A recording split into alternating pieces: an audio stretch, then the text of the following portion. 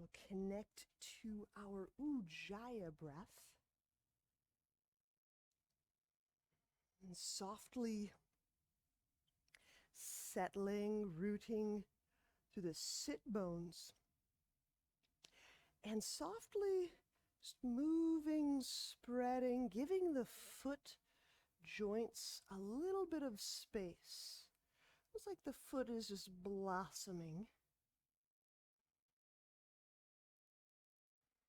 Align your skull, the dome of your skull over the dome of your pelvis.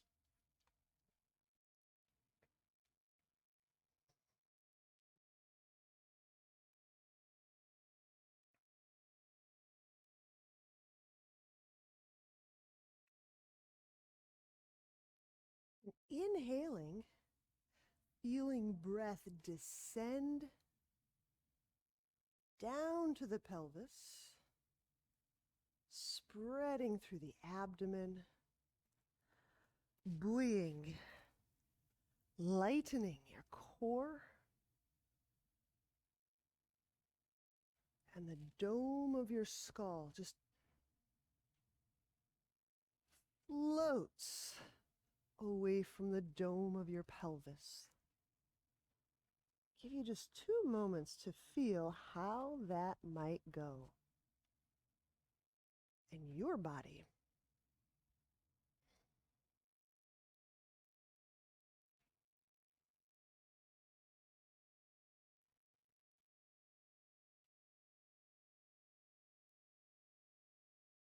So here we're kind of braiding together our imaginal with our breath through our body. So we're working with these different aspects of our experience. And you may find you're stronger at one of them than others, and that's perfectly fine. This will be our practice to kind of flex and work with them all. The imaginal, that's that intentional, what we mean to enact, right? We get to try on different. How would I try that on? How would I imagine, how would I enact that? The breath. There's a fluid component. There's a malleable, arrangeable, configurable quality to breath. And the body, where we get all this wonderful sensoromotor, like I can check, I can feel, is that true? I can sense, oh, something's shifting. And this way we get them all aligned. Potency of being. Let's place the soles of our feet together. So we're going to work with Kapalabhati. So I do like the leaning into the traditional use and thought of this Kapalabhati. So we're reaching down and contacting the ground. This low belly is creating a nice engine, a pump to move breath. So on the imaginal side, we do imagine play at that pump of the belly as moving the breath right up, up, up the skull of the head. So we get to play and practice. Where's my core?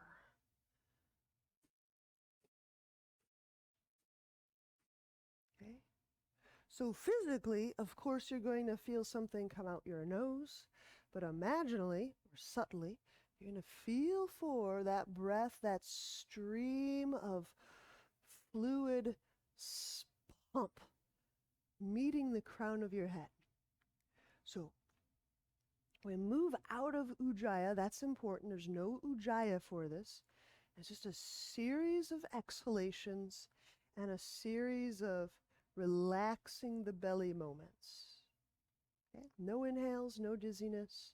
When you're ready, let's begin. We'll do 40 to 50 pumps.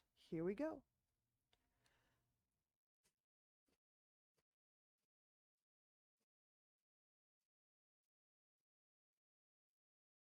Might go a little faster. Pardon me, might go a little slower.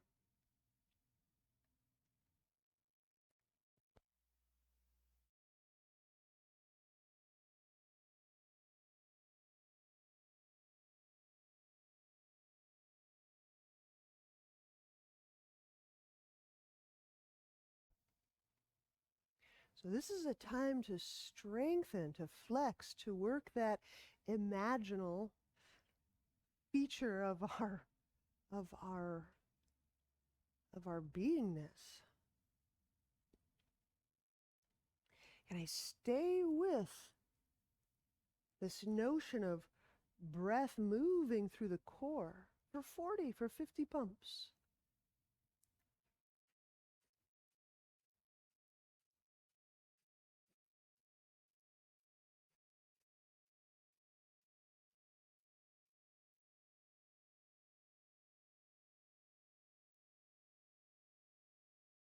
Okay? And we'll place our fingertips behind our hips. Let's have the soles of our feet together. So active feet is lightly active. Doesn't have to be like ridiculously active or rigid. Just pressing to feel. Fingertips press down to feel chest. Inhale, one inhale.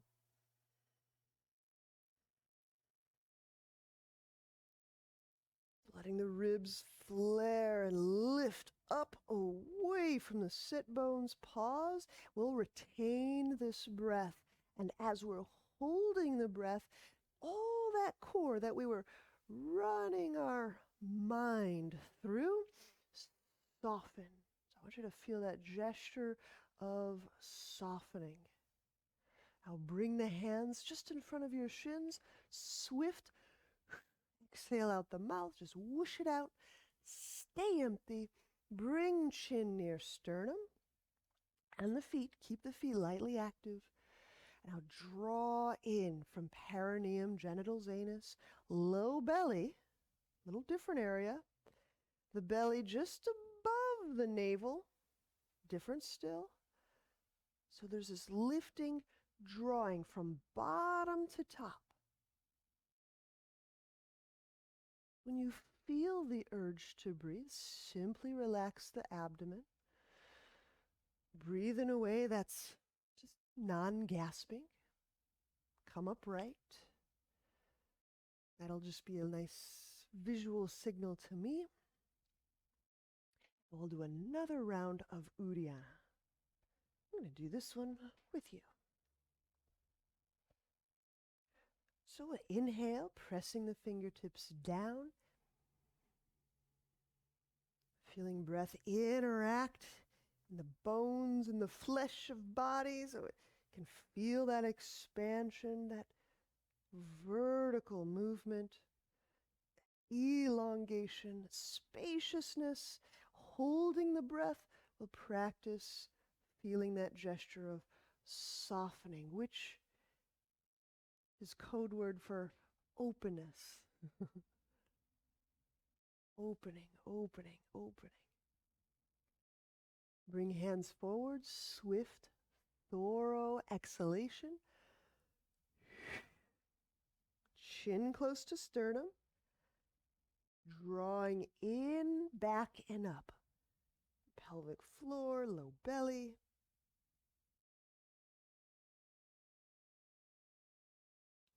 Notice what you notice.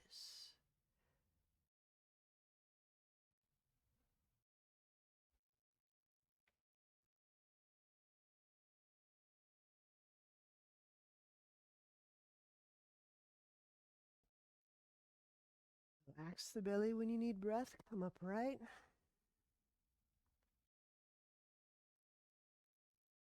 right. That was the warm-up round. Ready for another warm-up round? Good. So we're going to do that all again. So we're going to do some Kapalabhati, 40, 50 pumps, roughly. And then we'll pause. 2 rounds of Uddiyana. Okay. So I'm just going to provide some light mile markers. So when you're ready, we'll begin with the Kapalabhati, the exhales. 40 or 50 pumps. Let's begin.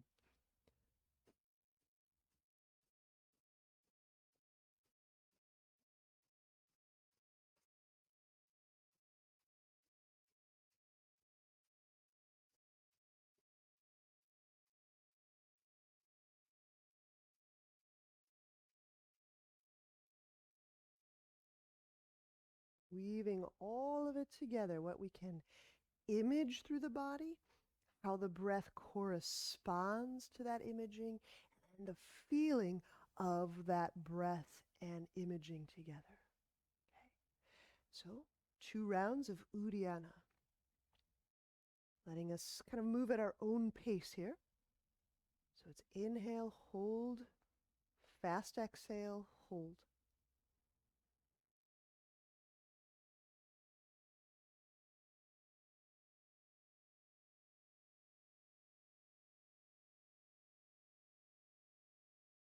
Extend that gesture of softening in the core all the way to the center of head. Making sure we're not tensing our head to do the imaginal component. Right?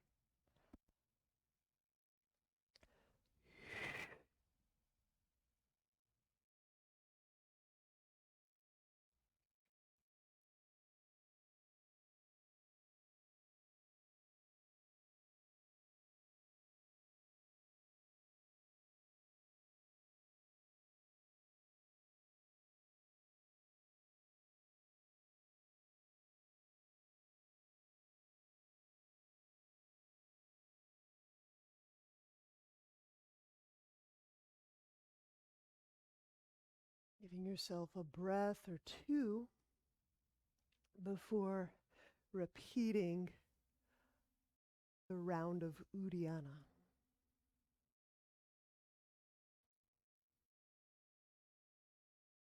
This is big blood, gas, charge play. It's a really, really cool pieces of breath work. It can significantly alter our blood chemistry.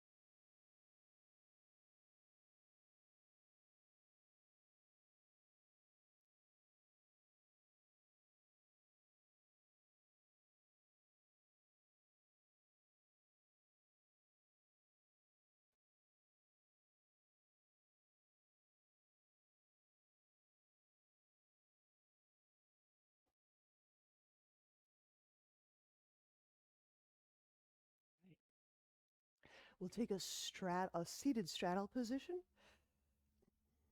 for our side bend.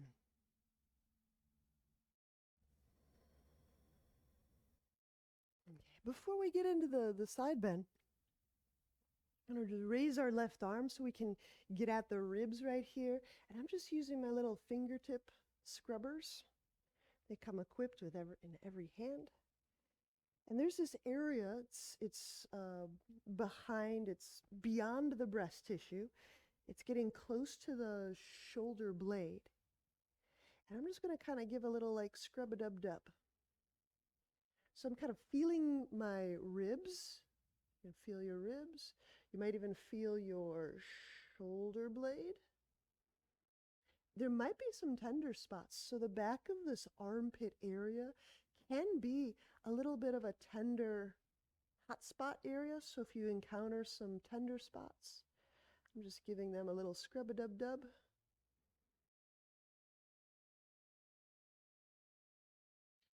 And it just lets me know, oh, there's a little tender spot there. Okay. And it doesn't take a whole lot of just friction, touch, finding, probing. It doesn't take a whole bunch to make a pretty significant difference in how we feel, approach, and touch those areas. So here we go. Inhale, we'll take the left arm up, and having just kind of scrub-a-dub-dubbed, it might even help highlight the feeling sensation of, oh, breath really gets there. And exhale, we'll come leaning, reaching over the right leg. So side bend over the right leg. Well, if you're having a flexible morning, you can grab the right foot if you really want to.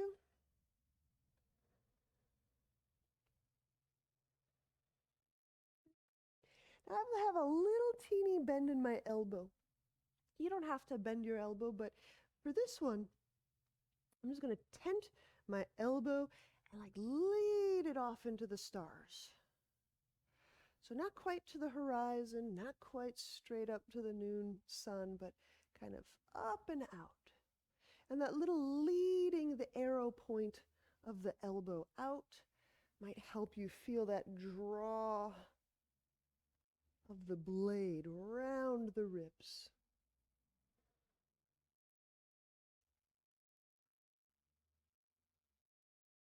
Okay. Now, if we have the intention of starting the breath in the armpit and rinsing and washing that breath down to the hip, we'll take 2 breath moments to practice that. Is that what registers through the breath in the body? I'll do one more practice. My intention is starting to feel the breath in the armpit, letting it expand and rinse and wash all the way down to the hip.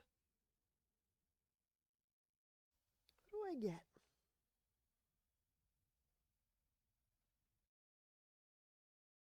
All right, inhale. We'll bring that left hand down to the ground.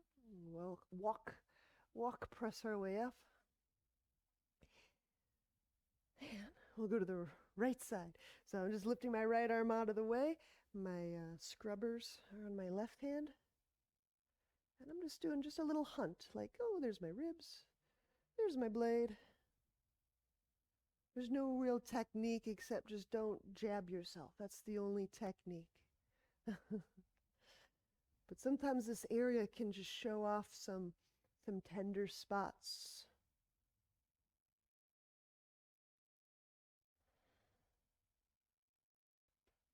And just by giving this a little extra, kind of laying down that little extra sensory stimulus, it might just help enhance the imaginal. Oh, there's where I'll lead my breath. All right, here we go. I'll set the left hand down for side bend over the left leg. Inhaling the right arm up. And exhaling over the left leg. The left hand on the ground pulls. Pulling the left shoulder, that's the bottom shoulder, away from the neck. Pulling the left side ribs, lengthy. So that place you are scrubbing on the left side, feel that area lengthening over the left leg.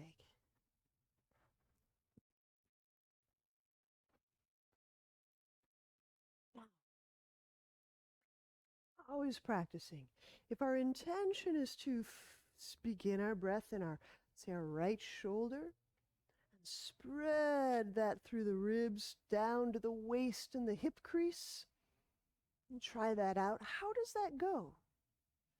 So you're using your body to confirm, is that true? Did that happen? Did I do that?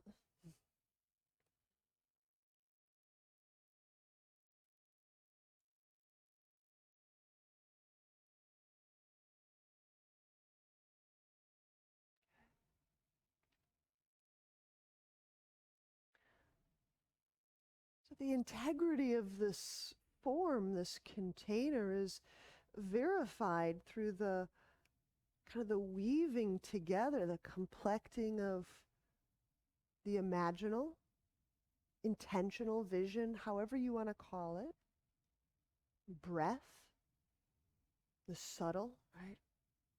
And the physical, the body.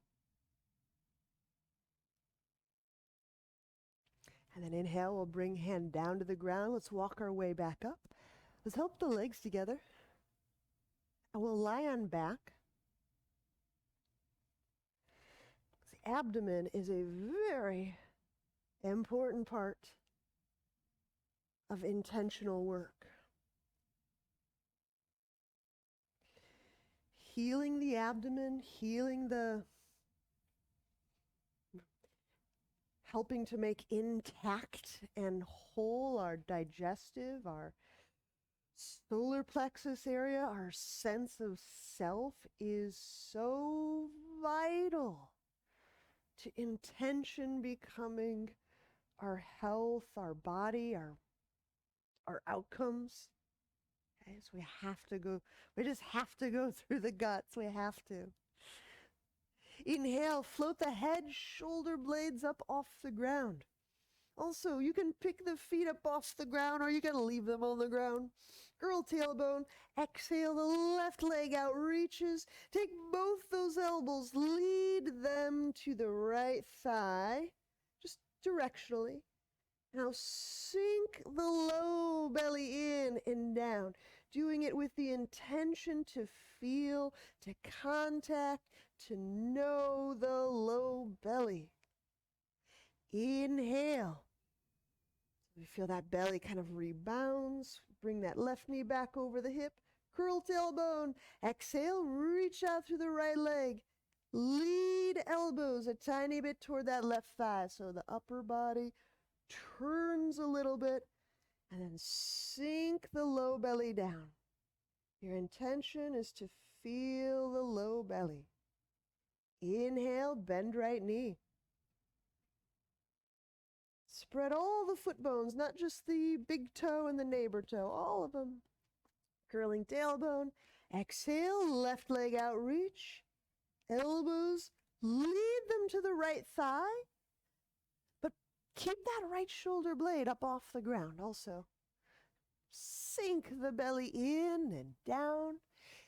Inhale, we'll come back center. Rich breath into that low belly. Curl tailbone, exhale. What are we on? The right leg. The right leg out reaches.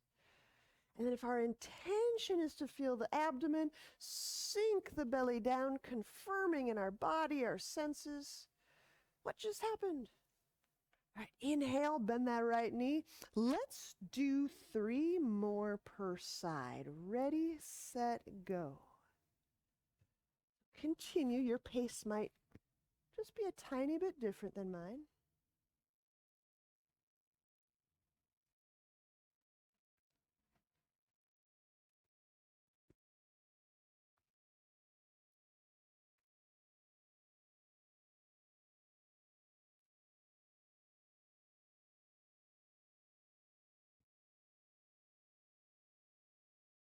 Here we go.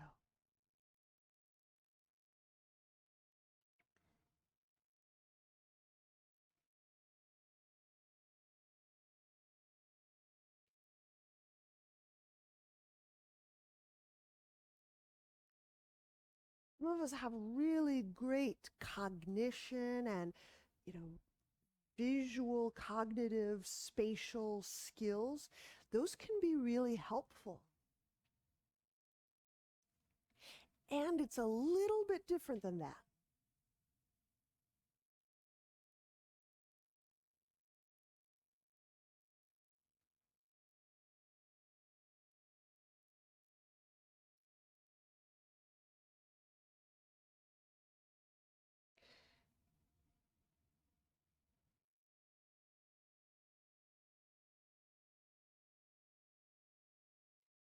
We're practicing weaving and checking the integrity of how the vision corroborates with the breath, corresponds to the body. Do they all check together? Do they all work together?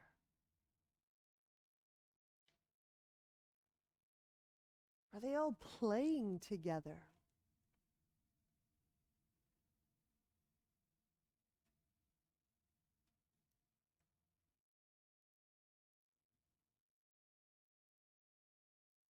In the yoga texts, there's a word for these kind of layered ways of being and knowing. They use the word kosha. I'll use the word body, just a little more universal. But just the strata has, it's like geometry, algebra, trigonometry.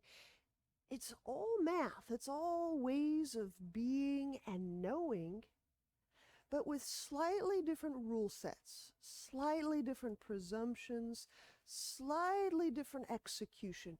We're still working with numbers and variables and axes and, okay, to just keep using the math analogy. But that subtle, that intentional way of being and knowing, it operates with a few different rule sets than the breath world, the subtle world, which operates with a few different rule sets than the physical cellular world. But we want to know all the math. We want to know all the koshas. We want the most comprehensive way of being and knowing. Okay. All right, let's do one more. If you have a prop like a block, a blanket, we're going to grab it for our inner legs. If you don't have a prop, like a block or a beach towel or a blanket, then you'll do frog lifting through. Okay.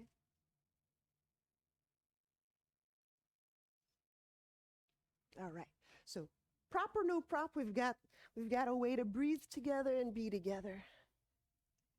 So it's all concerning the inner legs and the abdomen. We get to meet there all together. How fun. All right. Inhale into the low belly. Hold the breath just for a moment and gather up your legs on that prop. And again, if you don't have a prop, you're working frog. Exhale, we'll float the head, shoulder blades up. And ever so slightly internally rotate the legs. Just barely. Just turning the toes and the feet to be parallel. Reach up through the inner legs. Pull the low belly down. All right, softening the belly. Starts our inhale. We set the head down. Hold breath, gather up, squeeze up those legs on that prop, whatever you got. Exhale. Float the head, the shoulder blades off the ground.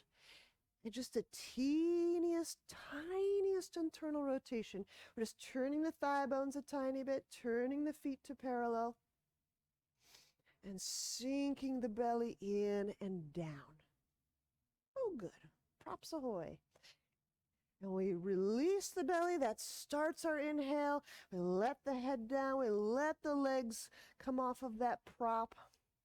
A little expansion of all the cells and tissues in the legs and the pelvis and the belly and the back. And we start it again. Squeeze the object. Curl tailbone. Exhale. The head lifts up.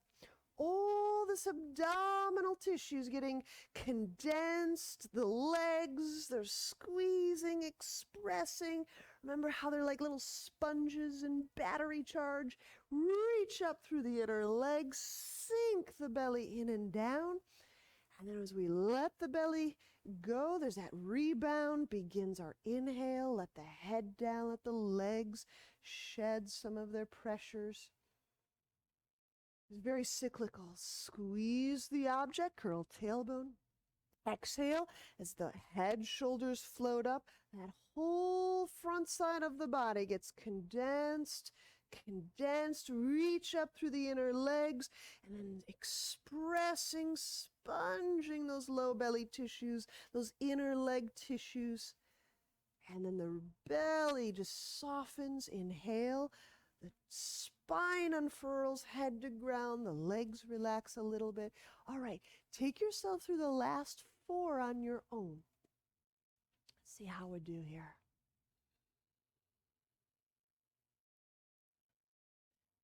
This is a great place to play with the physical movement matching the breath.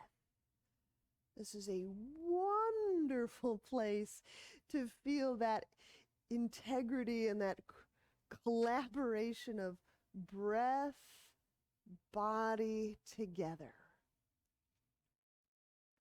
The inhale and the exhale are represented very well in the relaxing, open, and the condensing, sponging of the front of the body.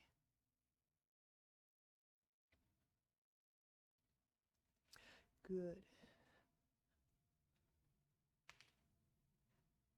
Feel all the way up into those inner ankles. That's still part of the inner leg line.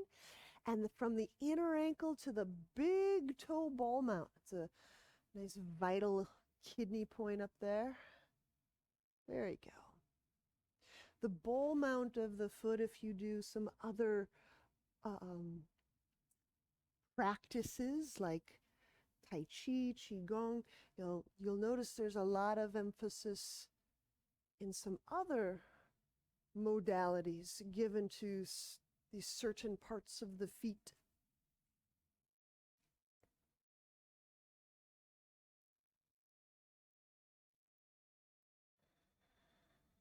Wonderful. Want the feet down. Now we breathe well, breathe deeply. Keep your prop there. We're using it for bridge.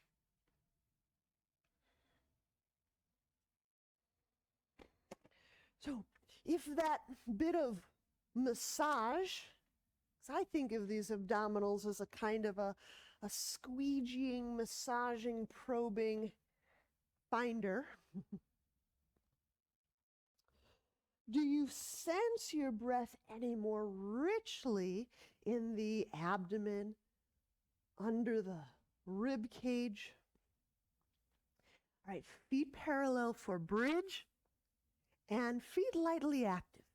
So the intention is to spread the foot and the foot bones. And on exhale, your exhale,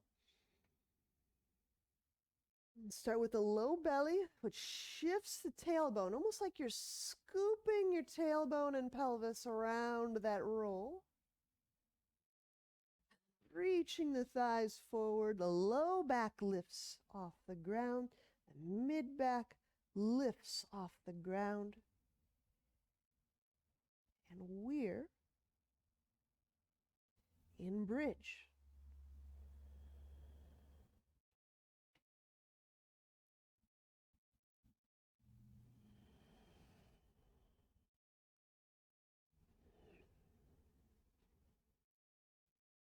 Now, this can be quite a bit of activity and squeeze for the legs, and that is with a purpose. The legs are capable of a lot of energy, of holding, but also moving a lot of great stuff. So the holding of the roll is hopefully helping you feel the inner leg all the way down to the inner part of the foot, the outer ball mount, the whole heel. And if you're accustomed to feeling the tripod of the foot, that's a really nice map to kind of lay our mind, our feeling awareness through the whole of the foot.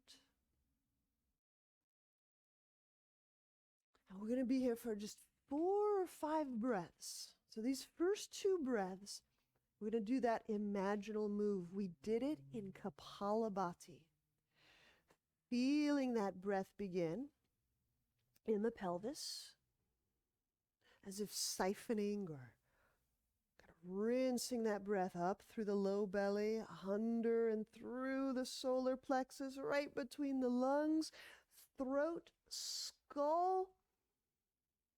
As you're exhaling, press through the feet, send the pelvis to the sky, the fronts of the hips expand, the backside of the hips condense, lots of energy.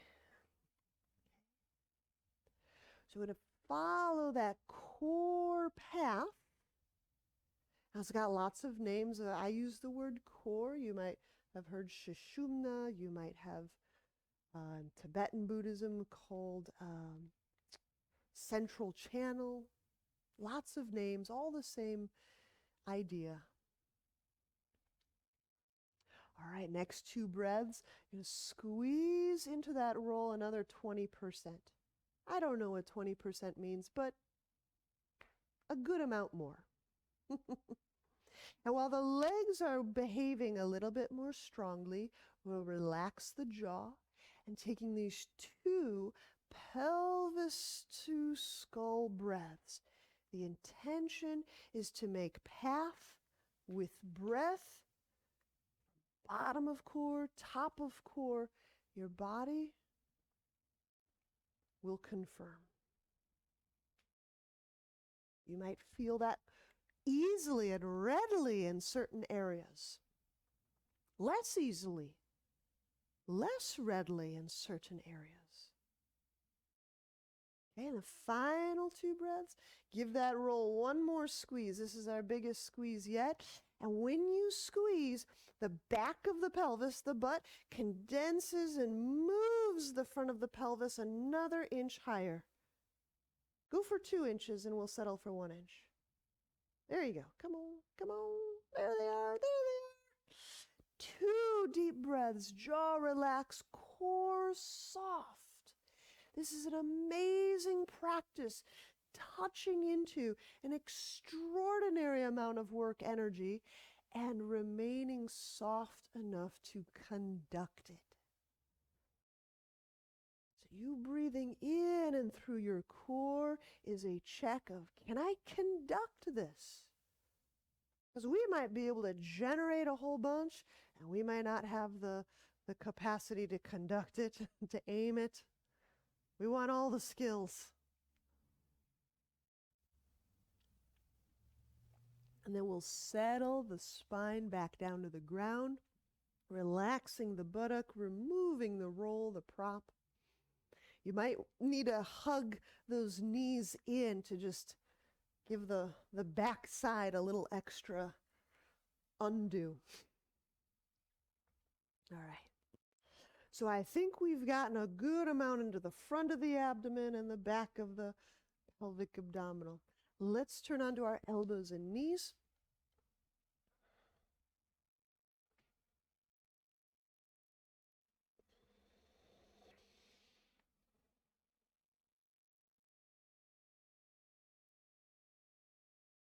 Broadening through the upper back. Moving the shoulders down lengthens the traps. But does it?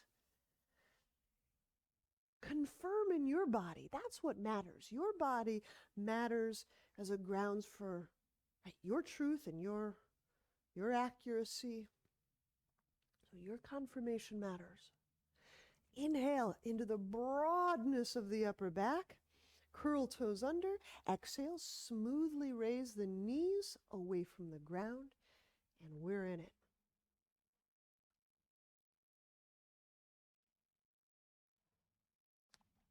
We'll take that right foot set of toes, anchor them around the left heel cord, relaxing the neck, press easily down onto the left heel. Lift, lighten through the shoulders. Press with the forearms. Deepening the breath. Keep conducting the energy. This is different than sequestering the energy or stowing it or blocking it. All right, let's set the right foot down. Take the left foot toes, wrap them around the right heel cord, stepping down. As the heel sinks down, allow the neck to soften. This is a super great corridor to practice opening to this conducting, right? I open through the core. When I soften through the core, it helps the energy move. When I clamp down on my guts or my neck or my jaw, the energy does a little different dance. We'll set that left foot down. We'll set the knees down. Inhale, slip the hands under your shoulders. Exhale, downward dog. Wrapping the shoulders,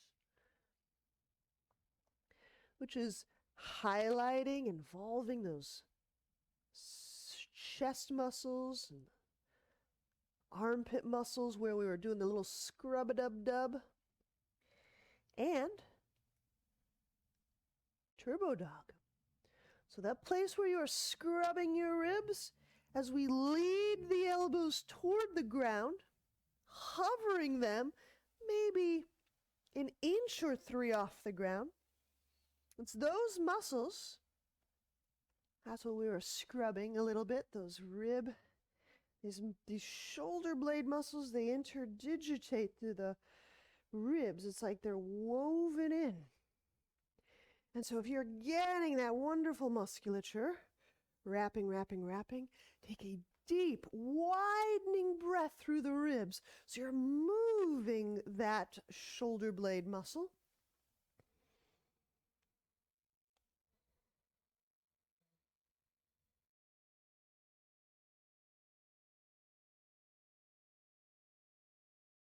And warrior one. With the relaxed neck, so you don't have to look up to see where your hands are. Inhale, pick the right knee up to the chest, set it between the hands, and raising the arms up. And then we can kind of lift the eyes to the horizon. Okay. So we might be quite accustomed to the eyes leading the body. That's a wonderful way to practice movement. And also, the body knows. We can move from the body and let the neck relaxedly kind of move and help set the eyes where we need them. Warrior one. We're going to move into ostrich. So I like to just kind of set and wiggle open the stance. Interlace hands behind back. Inhale. Letting breath spread through the collarbone, width of the chest. And exhaling, bringing the trunk inside the thigh, softening the neck.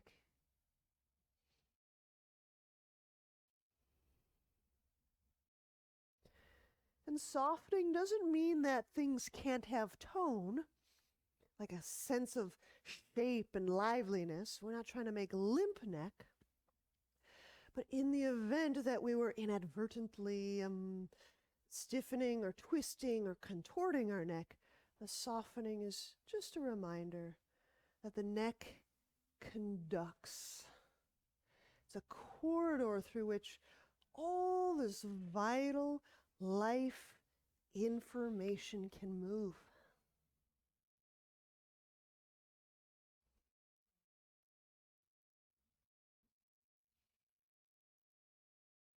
Inhale, bring hands down to ground. So, sacrum. I'm going to pad my left knee just by flipping over the edge of the mat. Lunge. we're to go directly into heel to butt lunge. So I'm leaving my right hand either on my thigh or even on a block.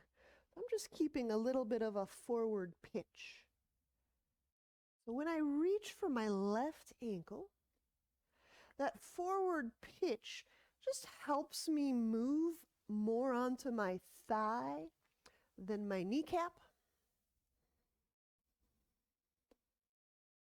And I like to offer this version every now and again because just as a reminder, we have all of these ways of adjusting our poses so that even if we have a tender back one day, we have ways of working that aren't in conflict with our intention and our breath.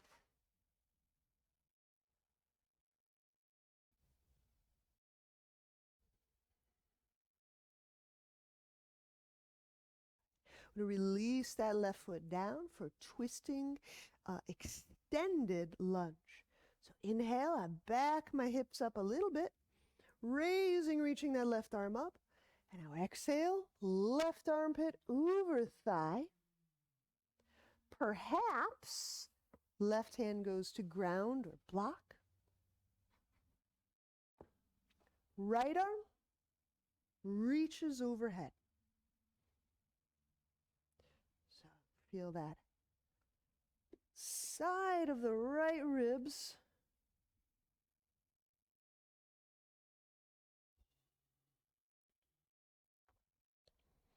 And feel for breathing well into this middle part of the trunk, the solar plexus.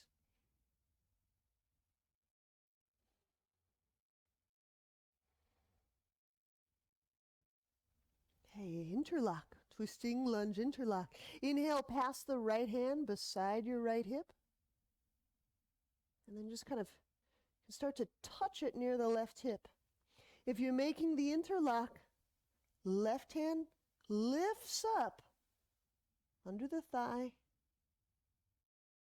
hands connect. Now, if the interlock's not happening, you can still pass the right hand behind your back and just kind of wrap the knuckles around your hip area. That's a perfectly fine way. Now, inhale. Let's have the intention of breath moving behind the sternum, ushering that sternum forward, away from the navel, lengthening the front side of the body. And then exhaling, spiraling, softening through core, and melting open in this twist. We'll release. Inhale, set the hands under shoulders. Exhale, chaturanga with step right foot back. Lowering down. Hands forward. Cobra. Reach back through the legs. Tailbone shifts to the earth. Feet active. Inhale. Abdomen, low back lengthen. Chest broadens. Lower down. Hands under chest. Exhale. Downward dog.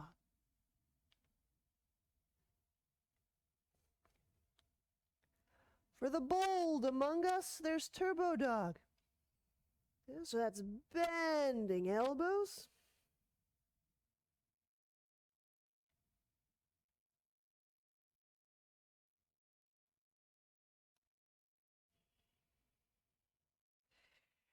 We're not bending elbows and then holding our breath and frantically hoping it ends.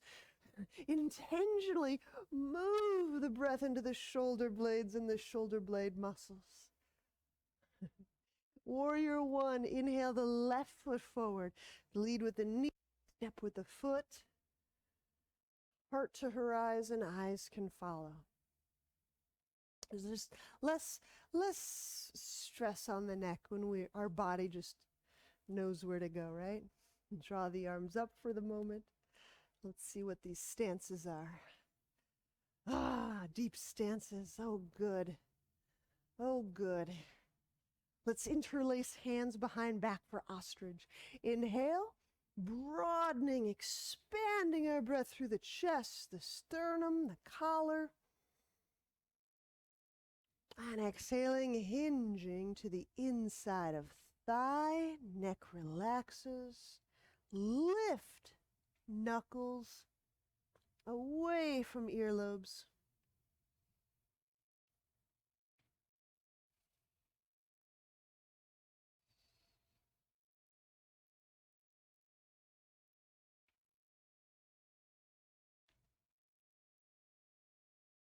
Lunge.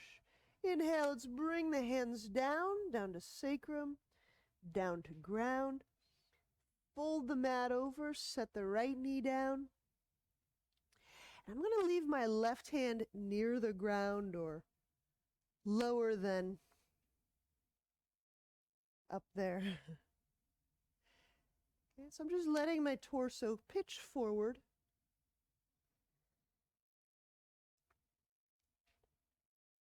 And this will allow me to feel that the weight of my right leg is being carried through the muscle, the thigh muscle.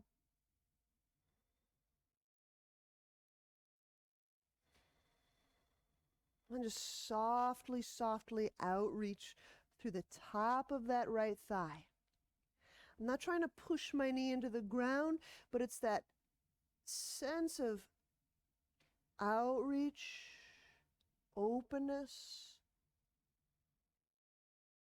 Sometimes the quality of openness overlaps with the sensation of stretch. But the converse isn't always true. It's not, if I feel stretch, then I'm opening. That's, I think, a misapplication of. Okay. Twisting extended lunge will release the right foot down to the ground. Inhaling. Now exhale, we'll take the right armpit over the thigh.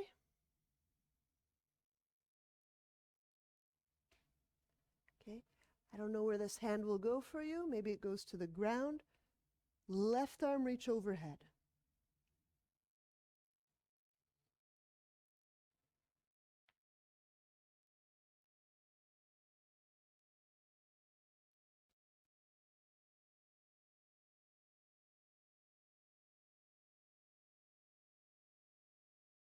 Interlock. So taking this left hand, inhale, pass it by your left hip. Bringing it near your right hip. And you'll decide, does this right hand need to grab clothing? Can it lift under that thigh and find the other hand?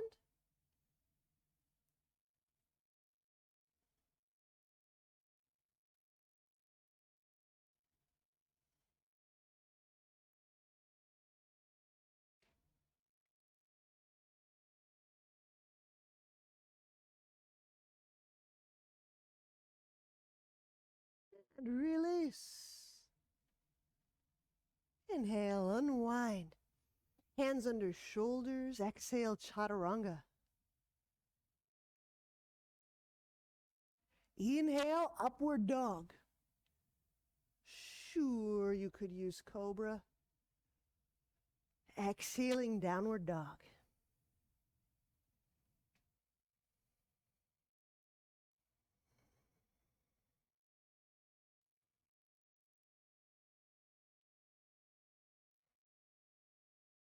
And working one final move. Inhale, step any foot forward into a wide symmetric stance. Any foot will do. Just want you to face whatever way you want to face in your room, place. Reconnected here. All right. So I'm going to show you a fold I think we've done recently, and how the fold might go into headstand. Here's the thing, not everyone likes doing headstand, not everyone will do headstand. So we'll just have to kind of know that. But let me show you. So one, from wide stance, and bring my hands. My fingertips are almost aligned with my toes, maybe a little behind. And I might touch the top of my head to the ground. Okay? And I say touch, I mean just like touch, just contact, and that's all. Okay? So I can just hang out in that fold. I can decide to widen through the splits. So all of that is no neck weight. But I also want to just let you know that we can do headstand. And so I'm using a tripod, head, hand, hand, and I'm entering it from straddle. So if you're playing that, the hands and the head make a triangular base. I'm reaching the elbows through the space between my legs.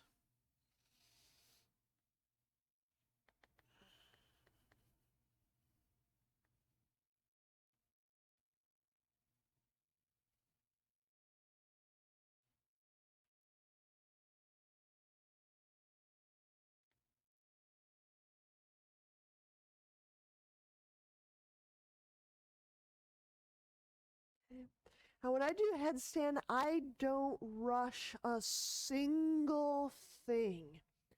I don't do momentum. I don't do rush. I apply and relieve pressures very slowly and carefully. All right, so straddle, fold or straddle splits. If you don't want to do headstand, don't do it. If you want to play headstand, it's the very, very top of your head and your palms, making a big equilateral triangle. And sometimes just putting a dose of weight onto the top of the head is plenty. What I didn't show you is how to use the wall. A wall can be used to do tripod headstand. Yeah. And I showed it to you coming up from straddle. You might have to use a wall and raise a leg straight up. Yeah, want me to show you that? All right, thank you. Okay. Did you want to see that with the wall? Okay. So if I were using a wall,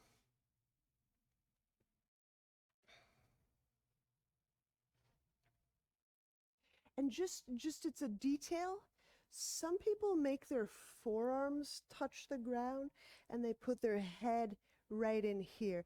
Let me just show you the setup because we're doing a little bit different. You know, some people will do headstand like so.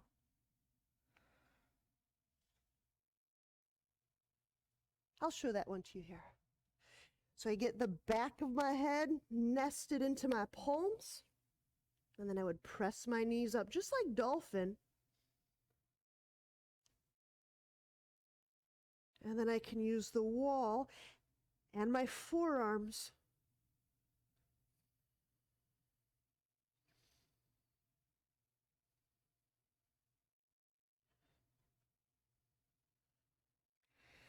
Okay, so I would do it much like we would do dolphin or pinch forearm balance. Okay, so there's a couple of ways to be on the head. Now remember, you don't have to put weight on the head. And again, this is the like no momentum, gradual application of weight, and gradual coming off of the.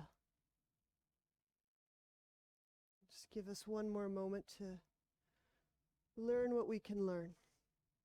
If you're walking your way out of straddle, I've got one little relief move for us.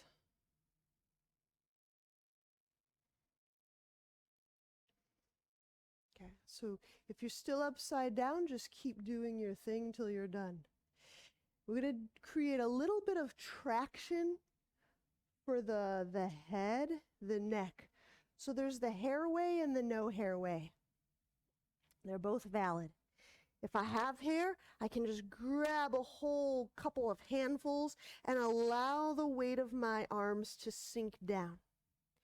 No hair, here's your method. Kind of cup the hands, and then with my forearms, I clamp the sides of my skull. Without pulling, I allow the weight of my arms to transfer through my skull as I practice breathing into and releasing through the neck joints.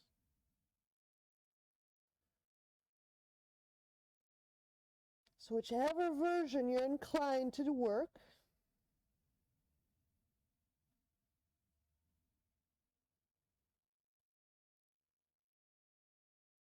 just letting the arm's weight transfer through the skull as we practice that gesture of release through the neck.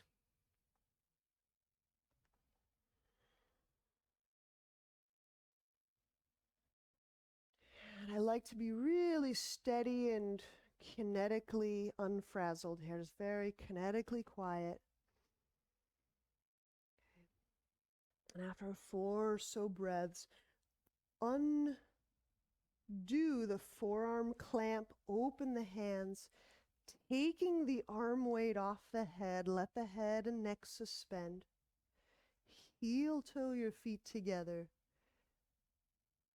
And we'll have a seat. We'll lie back for Shavasana.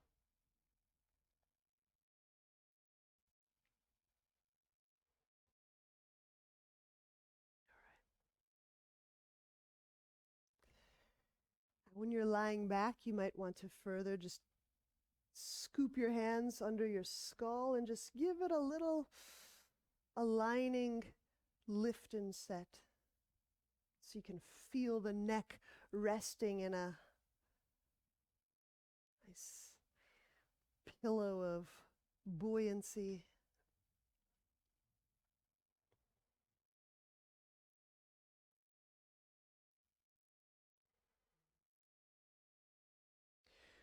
So we played through this corridor of the body, hopefully lighting up and probing and wondering into many different areas, the tailbone and the low belly and the upper abdomen and the diaphragm and the shoulders and the neck and the brain and the skull. And so in these final rest moments, feel a couple washes of breath through this core. Kind of a spacious column. Some of the texts say it's about the diameter of our little finger.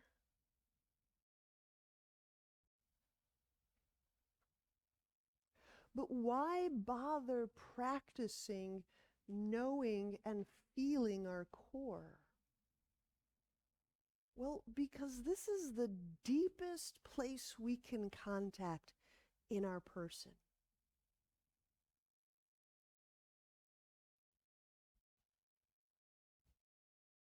And to contact our core anywhere is to showcase or give us access to our everywhere.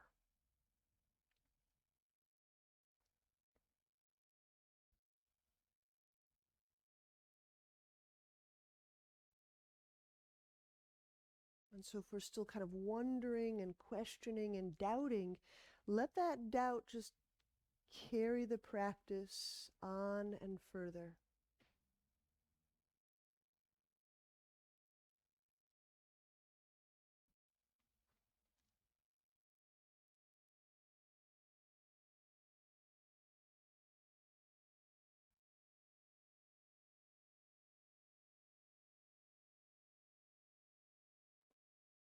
Interestingly, this core is the furthest we can move from our environment.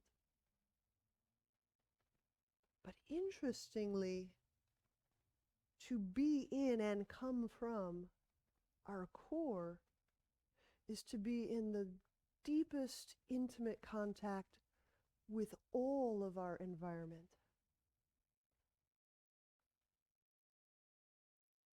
So the movement, the direction seems to be away from everything else. But inhabiting here puts us into the deepest contact with everything else.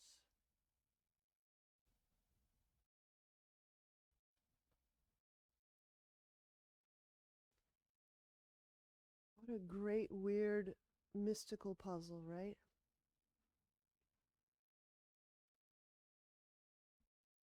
So that's why we practice this contact and this knowing ourselves from the core depth of ourself.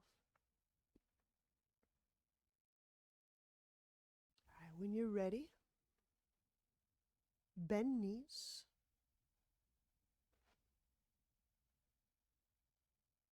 Turn to a side and press up. I've taken some liberties of time here. Namaste.